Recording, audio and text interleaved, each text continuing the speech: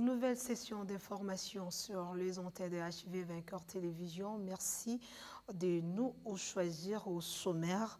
La Chambre basse du Parlement a procédé au cours de la plénière de ce mardi à l'examen et approbation des lois organiques portant création et fonctionnement de l'Agence de lutte contre la corruption. Malgré les interdictions qui frappent la ville en cette période d'état d'urgence sanitaire, les vendeurs du grand marché de Kinshasa ont voulu prendre d'assaut sur les différents sites de leur vente. L'humanité tout entière célèbre ce mardi 9 juin la journée des archivistes sous les thèmes « Renforcer les sociétés du savoir », le détail dans ce journal.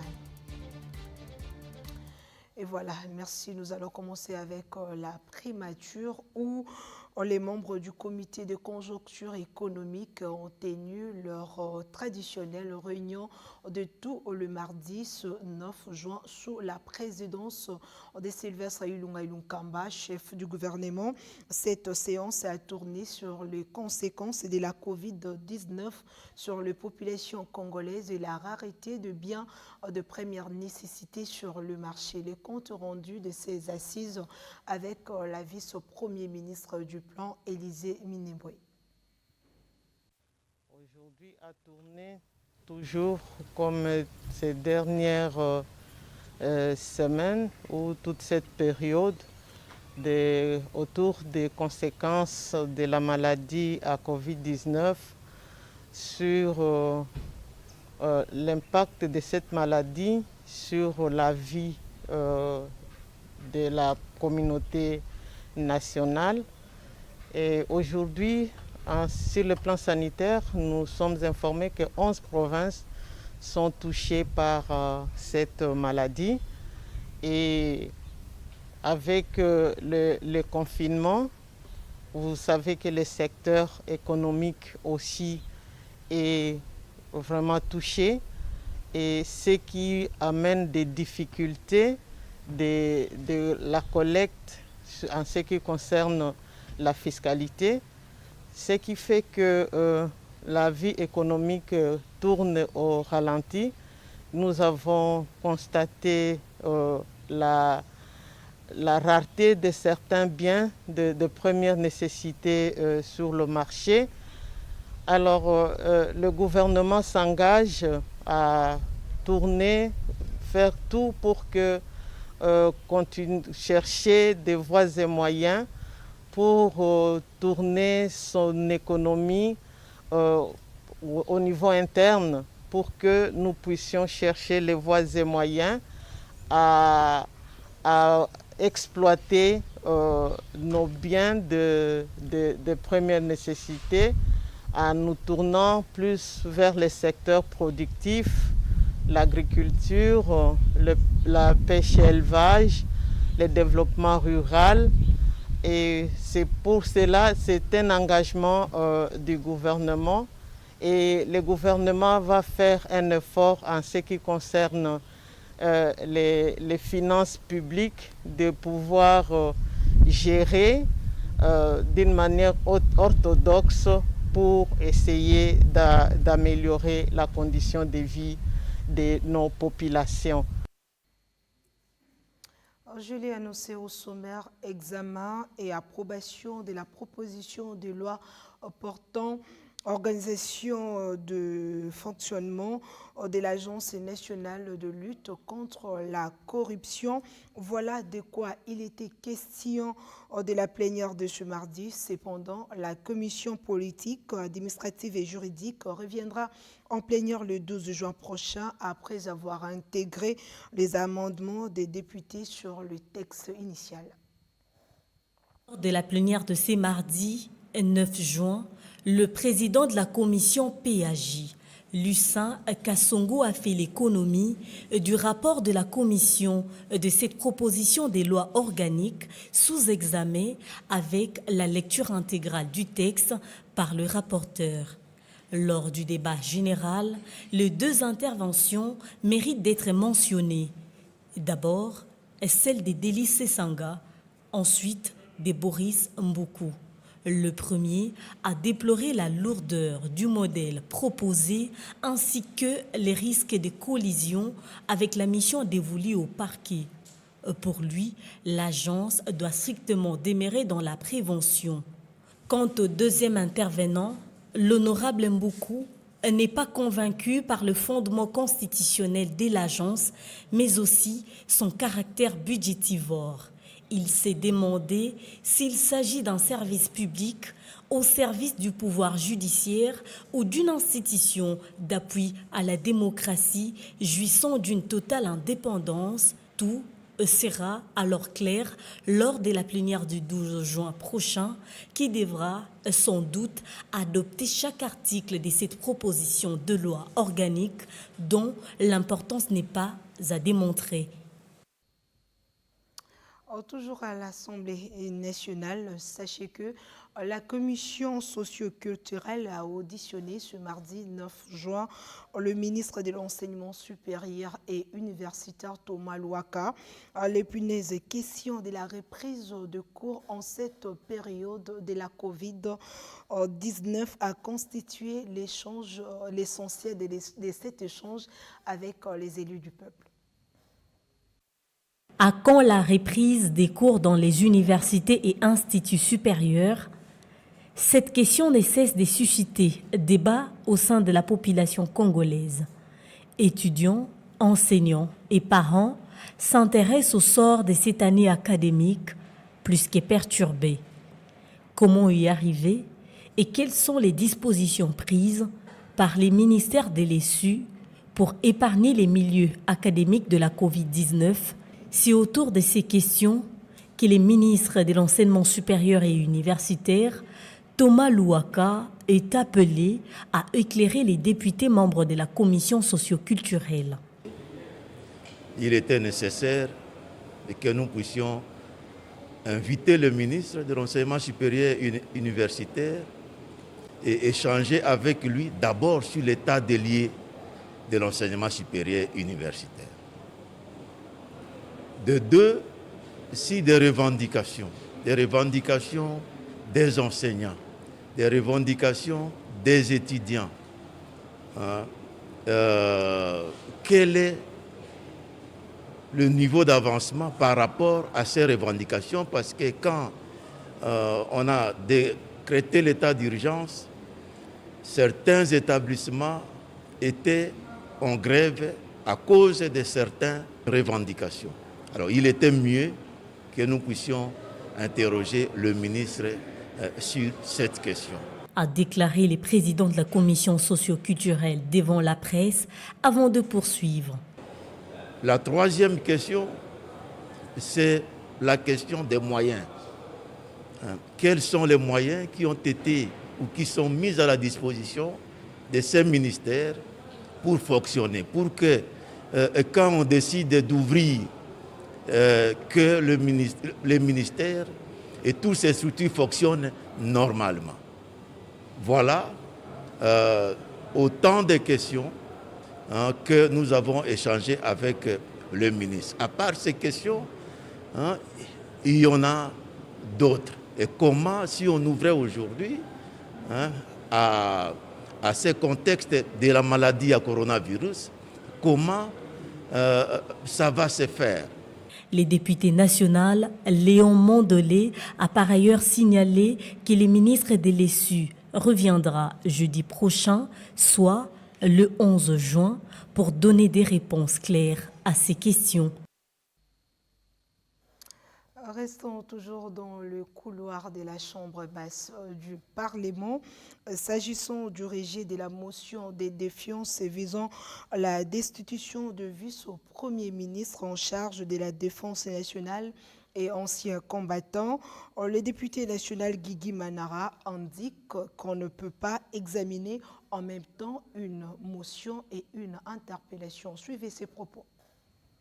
Nous venons de trouver vraiment que il y a eu les deux démarches, c'était justement juxtaposé. Et nous étions il y avait un trouble qui manifeste, qui a été constaté. Alors la plénière a jugé bon de renvoyer toutes ces questions et de considérer une nullité, parce qu'on ne peut pas déposer à la fois une interpellation et une motion à la fois. Ça ne se fait pas à l'Assemblée. Parce que le ministre de la Défense est sous audition en commission, nous estimons que nous serons bien élucidés par rapport au travail qui est fait par la Commission Défense et Sécurité. Et je crois que le rapport est presque fin prêt et nous allons tabler pour que, franchement, nos collègues, la population de l'Est du pays, mais aussi de tous les coins et recoins de la République souffrent par rapport à ces regains de violence, ces regains d'insécurité à travers la République. Nous trouvons que la question a été pertinente, mais la forme a été biaisée. Vous savez, la forme, lorsque la forme est biaisée, ça corrompt tout. Et même le fond, on n'a même pas examiné le fond. Non, il ne viendra plus parce que nous avons déclaré d'inopportune cette interpellation, d'inopportune cette motion, parce que lorsque nous avons cassé l'interpellation, c'est comme une chaîne, et la motion tombe d'office. Donc le ministre ne viendra plus. C'est fini, cette question a été balayée du revers de la main par la grande majorité des députés qui ont siégé aujourd'hui. Donc c'est terminé, cette motion n'existe plus. Changeons complètement de sujet. Sachez qu'il y a eu une vive tension cet avant-midi aux abords du grand marché central appelé communément Zando. Des vendeurs munis de leurs étals ont voulu prendre d'assaut les différents sites de vente pour exercer leur commerce malgré les interdictions qui frappent la ville en cette période de la Covid-19. Judith Lubila signe ce reportage. Un accrochage a eu lieu ce mardi matin entre les éléments de la police nationale congolaise et les vendeurs du marché central Zando.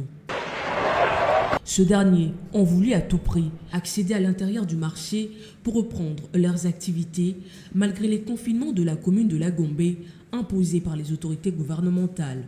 C'est les travaux de réhabilitation qui ont poussé les autorités urbaines à fermer ce site. Pour disperser les manifestants, la police a fait usage des gaz lacrymogènes et des armes à feu. Selon des témoins, les vendeurs ne veulent pas observer les mesures édictées par l'état d'urgence sanitaire et s'opposent à toute interdiction d'exercer les activités qui frappent donc ce grand site des commerces de la capitale. Le bourgmestre de la commune de Barumbu, Guillaume Ilunga, a profité de notre présence pour éclairer l'opinion sur cette situation qui, selon lui, pouvait être évitée. Aux petites heures du matin, j'ai vécu toute cette situation jusqu'à ce que quand la police les a expliqué que non, ça ne sert à rien d'insister, reculer, aller passer, non, c'est comme ça qu'il y a eu des jets de pierre. Et des jets de pierre, ça a commencé à dégénérer sur Kasai et Rwakadingi. Et après, au bout d'un moment, une fois que nous avons alerté les autorités, le commissaire provincial, le général Kassongo, et son excellence, monsieur le gouverneur, il a appelé les autres services, la garde présidentielle, la police d'intervention rapide, le district de Lukunga, et ainsi que le général Kassongo lui-même est descendu sur terrain. Et c'est comme ça que quand il est en train de parler avec la population, côté Itaga Kasai, il y a un policier par mégarde qui a lancé une grenade lacrymogène qui a causé des débandades. Et c'est comme ça que dans ces débandades, la population, en fouillant, chacun cherchait à se réfugier. 3 jeunes garçons sont tombés dans un égout côté Saint-Paul-des-Filles. Or que dans cet égout-là, il y a les fils électriques qui ont été électrocutés. Ce sont les 3 cas de décès qu'on a connus par électrocution.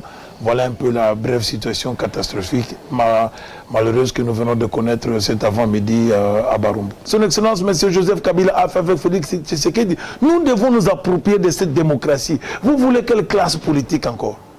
Nous avons connu le Lumumba, c'est par l'histoire. Nous n'avons pas vécu, il y avait toujours des bains de sang. Nous avons connu Mobutu, paix à son âme, Laurent Désiré, c'est par les armes. Signalons que le calme revenu à Barumbu, dans la mi-journée, à hauteur des avenues, Kessavubu, Kessaï et Kabinda. L'hôtel de ville a ouvert ce mardi un deuxième marché provisoire destiné à accueillir les vendeurs et commerçants du grand marché encore en réhabilitation. Ce nouveau site des négoces est situé dans la commune de Kinshasa sous l'emplacement d'une ancienne école désaffectée. Élément de réponse est dans ce papier de Merveilleux Abéa et Bill Mouki. Ces marchés provisoires, dont la superficie est de 5000 m², est situé dans l'enceinte de l'Institut Kabinda, une ancienne école désaffectée qui se trouve au croisement des avenues Plateau et Cabinda. Ces sites d'une capacité d'accueil de plus de 2000 commerçants, tous venus du gros marché de la commune de Gombe, fermés en raison des travaux d'assainissement et réhabilitation. Je pense que Misale Zali peut évoluer malam normalement dengue singeli et à la lire au Misale Zali que nengue Zali ko monawa donc dans 10 jours Misala nyon se koki kosila. Donc et puis ba mama ba koti pour battre kabilo ko na bango le lenge singeli. Et Zali ndenge toloba ki l'autre fois parce que to sali bawenze oyo toponi ba site oyo pour permettre eyamba ba mama na ba papa ba teki ba outil marché central en attendant que ba travaux à réhabilitation à marché central et si là. Le catégorie des commerçants concernés par ces sites en construction a tant appris sur le lieu sont le vendeur de friperies, de bijoux ainsi que le vendeur de divers articles exerçant leur métier le long de l'avenue Rwakadingi.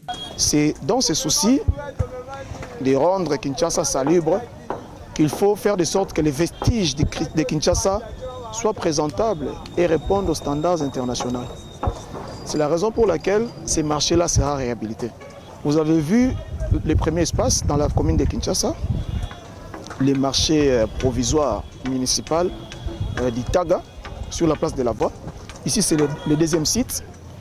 Ici, spécialement, ce sera la friperie, les gens qui vendent des chaussures, de l'habillement, et certains aussi qui vendent des bijoux. Et pour ceux qui vendent les denrées alimentaires, nous allons les orienter vers Ziguida. Signalons que d'autres sites ont été choisis à l'initiative du gouverneur de la ville-province de Kinshasa en vue non seulement de loger provisoirement les commerçants et vendeurs, mais aussi pour créer des emplois pour les jeunes des Évrais. Quittons la province de Kinshasa pour nous rendre à présent dans la province du Tanganyika, où le gouverneur de cette province, Joey Kabila, est en itinérance depuis lundi dans sa province avec comme objectif les territoires de Nyunzu, situés à 195 km de chef-lieu Kalemi, à la tête d'une délégation de quelques membres du gouvernement provincial et les députés provinciaux. Le numéro 1 de cette province a marqué plusieurs arrêts tout au long de sa route, soit pour communier avec les populations, soit pour répondre à certaines exigences que lui impose son travail de veiller au bien-être de sa population. Reportage extérieur.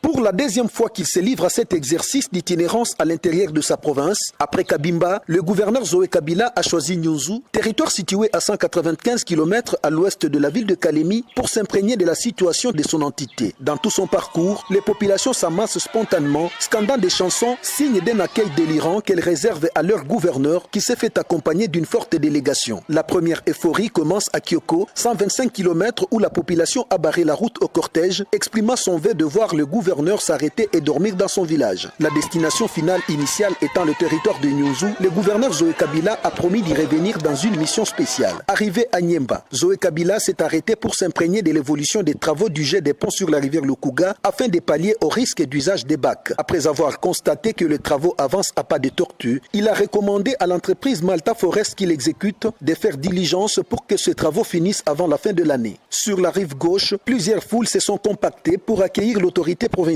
Difficile de passer outre, Zoé Kabila, à la tête d'une délégation de 5 membres du gouvernement provincial, les députés provinciaux élus du terroir et du conseil de sécurité, s'est vu obligé de s'installer momentanément à l'esplanade de la maison de passage où il a échangé avec la notabilité du territoire de Kalemi, notamment l'administrateur Bernard Bokalanganya, les chefs des groupes Makaompoa, Kyoko et Kisunkulu. Après 30 minutes d'échange dans lesquels il a écouté ses interlocuteurs parlant sur différents problèmes sociaux, le chef de l'exécutif provincial a promis des solutions concrètes dans un délai raisonnable avant de reprendre son chemin en direction de Nyunzu. Arrivé à destination, le gouverneur de province, qui a d'abord reçu des honneurs militaires, a été ensuite accueilli chaleureusement par la population de Nyunzu qui attend une solution durable sur les problèmes d'insécurité rurale. L'agenda de l'autorité provinciale dans ce territoire prévoit toute une série d'activités, entre autres la descente dans différentes zones à conflit pour sceller la cohabitation pacifique entre les belligérants pygmées et bantous. Restons toujours en province, mais cette fois-ci, nous allons nous rendre au Lualaba. Ouvert depuis le mardi 26 mai dernier, le procès qui oppose le ministère public à une bande des présumés malfaiteurs poursuivis pour association des malfaiteurs, meurtres et autres vols a connu sa deuxième audience est dans la journée de ce lundi 8 juin. Cette instruction judiciaire qui se déroule en chambre foraine dans la salle de l'Assemblée provinciale du Lualaba était consacrée à l'audition de prévenus. Regardez. La reprise de la deuxième audience de ce lundi 8 juin opposant les ministères publics aux 8 présumés criminels, les parties civiles ont sollicité l'injonction des 2 causes inscrites sous RP 230, dont 8 prévenus sont poursuivis pour association des malfaiteurs, vol à main armée, meurtre et extorsion, et sous RP 231, dont 2 de prévenus de la même bande sont pointés du doigt. Une demande qui suscita d'énormes réactions des parties au procès. Ensuite, le tribunal est venu couper court au débat soulevé, en estimant par l'équité et par les soucis de la justice qu'il fasse droit à joindre les 2 faits seulement pour les prévenus, Bondo et Kandolo. Par après, dans un jugement avant dire droit, le tribunal militaire de garnison de Kolwezi s'est prononcé sur les mémoires uniques des prévenus, sollicitant l'annulation des procès-verbaux recueillis par l'OPJ de l'ANR. Il faut Bolumbu Jésus. Mbanga Yangoma Achille, recevable quant à la forme, mais non fondée. Les breaks est observé, ouvrant ainsi une brèche à l'audition des prévenus qui déposent en lingala, donnant du fil à retordre aux avocats conseils qui n'arrivent pas à bien comprendre les questions posées et les réponses de leurs clients. Les bouts du tunnel s'imaginent, déjà la lumière jaillit. Certains prévenus criminels ne reconnaissent pas leur forfait. Une contradiction s'est observée entre les PVs antérieurs et les moyens de défense de ces présumés. La partie civile Scotty Kabongo peut bien identifier l'assaillant qui avait tiré sur son frère à son domicile au travers les képis militaires ramassés dans sa parcelle. Et la personne qui était, ou le policier qui était dehors, il avait appelé Mac. Une confrontation s'y invite. Bangayangoma Achille, voilà les noms qui reviennent même dans les bouches des Seko-Akizé. La partie prévenue ne tarit pas des mots.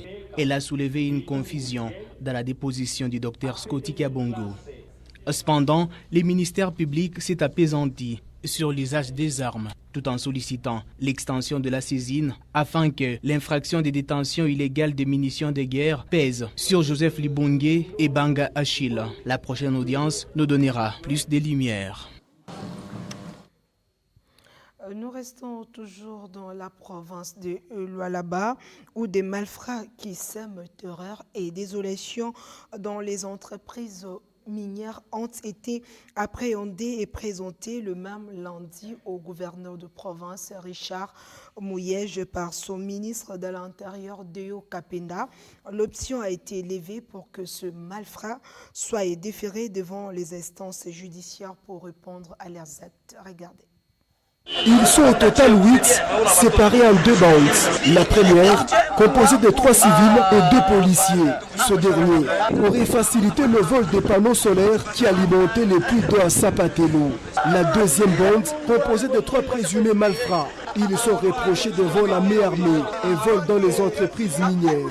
De biens de valeur volés, puis saisis par les éléments de sécurité, ont été présentés au gouverneur des provinces. C'est notamment 2 jeeps, 2 câbles caténaires, 2 panneaux solaires, 2 postes téléviseurs, 2 baffles ainsi que 2 machettes et plusieurs armes à feu à fabrication locale qui servaient à ces hors-la-loi d'opérer. Nous allons continuer à rechercher les bandits, à les arrêter, qu'ils soient militaires, policiers ou civils.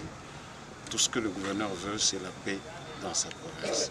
Satisfait du travail abattu par les éléments de sécurité, le gouverneur des provinces a émis le vœu de voir ce malfrat répondre de leurs actes devant les instances judiciaires. J'ai une information qui conduirait à l'arrestation d'un malfaiteur demeure valable même pour les agents de nos services.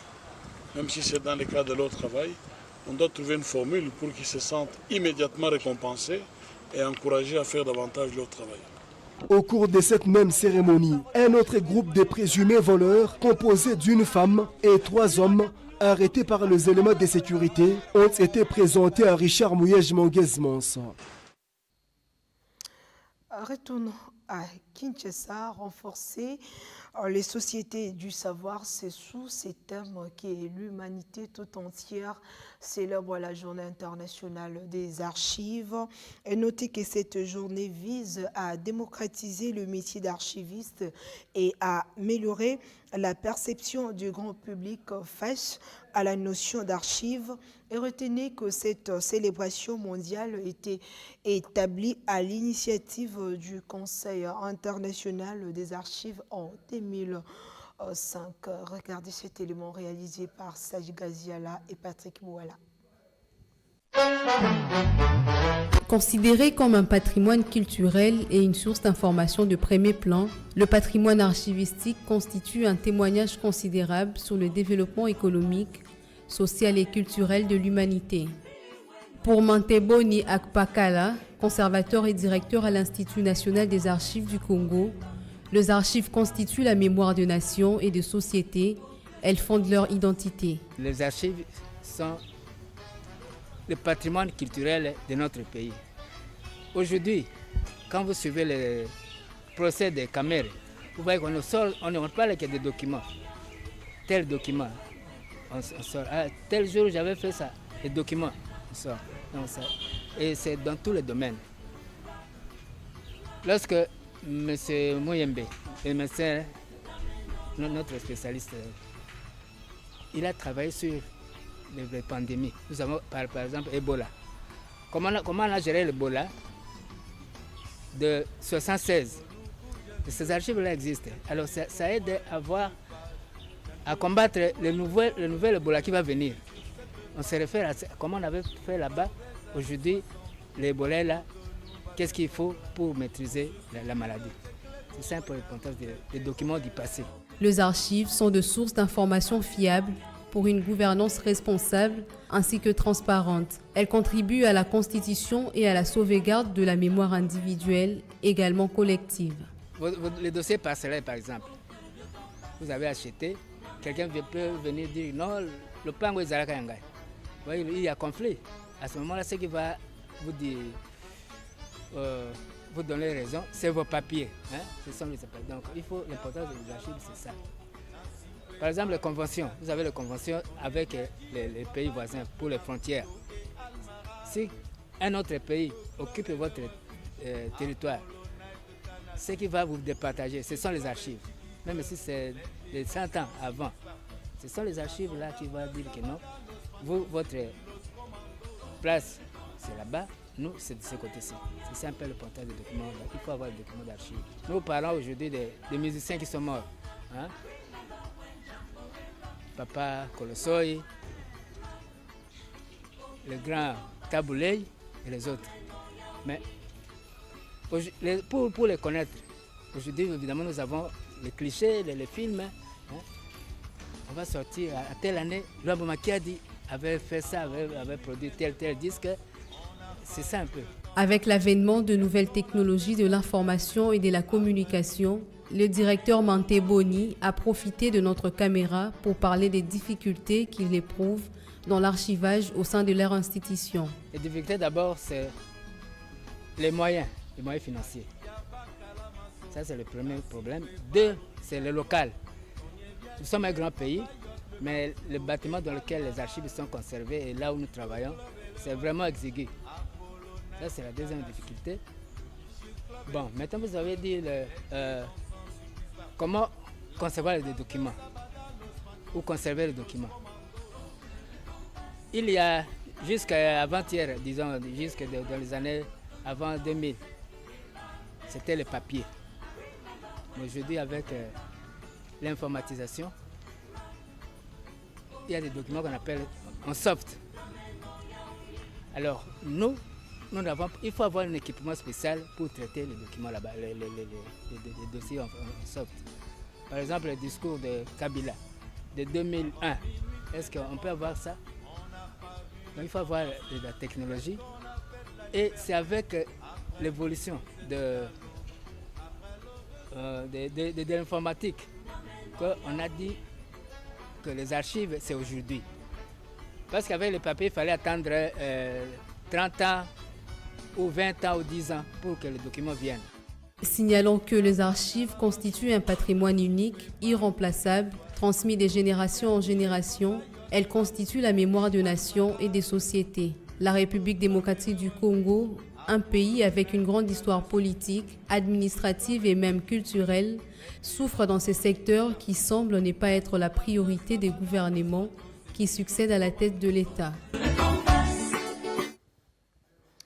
En dehors de nos frontières, l'ancien président burundais Pierre Nkurunziza est décédé hier lundi 8 juin 2020 des suites d'un arrêt cardiaque. La nouvelle de sa mort a été annoncée dans l'après-midi de ce mardi par le gouvernement à travers un communiqué, et à cette occasion, 7 jours de deuil national ont été décrétés plutôt en mémoire de celui qui a gouverné le pays pendant 15 ans.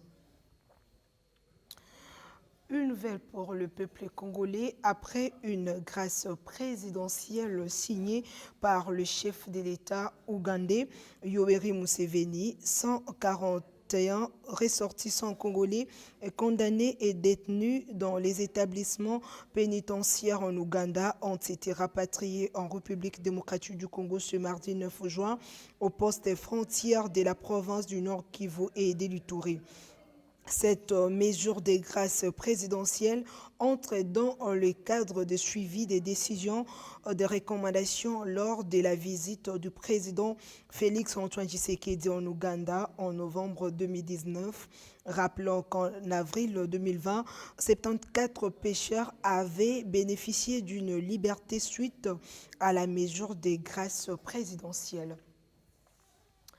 C'est par ici que nous mettons un terme à ce journal. Place à présent au rappel de principaux titres. La Chambre basse du Parlement a procédé au cours de la plénière de ce mardi à l'examen à approbation des lois organiques portant création et fonctionnement de l'Agence de lutte contre la corruption. Malgré les interdictions qui frappent la ville en cette période d'état d'urgence sanitaire, les vendeurs du grand marché de Kinshasa ont voulu prendre d'assaut les différents sites de leur vente. L'humanité tout entière célèbre ce mardi 9 juin la journée des archives sous thème « Renforcer les sociétés du savoir ». Vous avez suivi tous les détails dans ce journal, édition spéciale de Josué et Chikobo. D'ici là, portez-vous bien. Au revoir.